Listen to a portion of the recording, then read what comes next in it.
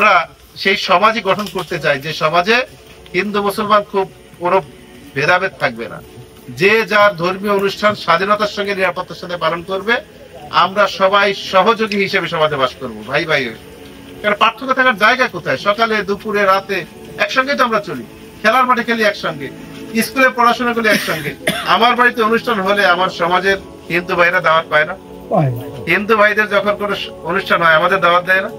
তো এটা তো একটা সম্পর্কের জায়গা, সখ্যতা। আমরা এই সখ্যতাটাকে ধরে রেখে আগামীর বাংলাদেশ, আগামী সমাজ বিনির্মাণ করতে চাই।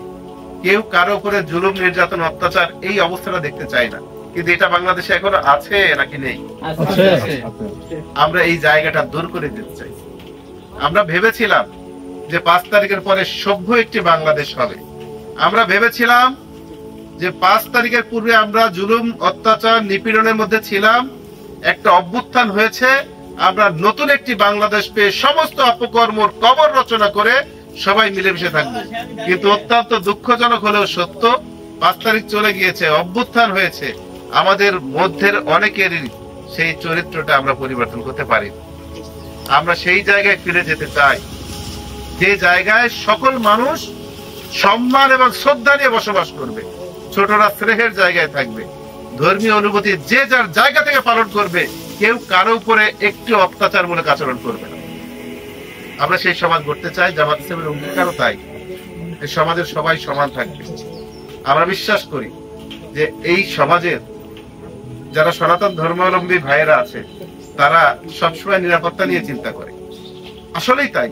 আমি অনেক জায়গায় অনেক আপনার সনাতন ভাইদের নিয়ে সমাবেশ করেছি, অনেক জায়গায় তাদের কাছে জিজ্ঞাসা করেছি আপনারা আসলে কি চান বাংলাদেশে, বলেন তো?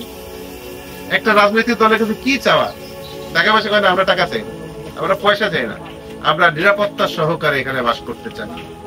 তাহলে আমি ওয়াদা করছি জামাত ইসলামের একজন নেতা হয়ে, জামাত ইসলামী যদি এই সমাজের সেবক হতে চায়, আপনারা বলতে পারেন ক্ষমতায় যদি যায়, আমাদের আমিরে জামাত বলেছে জামাত ইসলামী ক্ষমতায় যেতে চায় না, ক্ষমতায় গেলে মানুষ অন্যের উপর প্রভুত্ব খাটায়, ক্ষমতায় গেলে অন্যকে ঠেসে দেওয়ার সুযোগ পায়, ক্ষমতায় গেলে মানুষ অন্যজনকে যা ইচ্ছে তাই করতে পারে।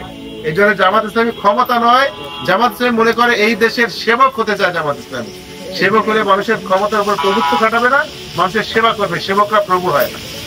এই কারণে সম্মানিত ভাইরা, আমরা ক্ষমতা না, আপনাদের সেবক যেন হতে পারি, এই সুযোগটা আপনারা দেবেন। আমরা যদি সেবক হই, নির্দ্বিধায় বলতে পারি আল্লাহকে সাক্ষী রেখে আপনারা সকল মানুষের মতো নিরাপদে থাকবেন, আপনাদের নিরাপত্তার দায়িত্ব পরিপূর্ণভাবে আমরা পালন করতে সম্মত হব।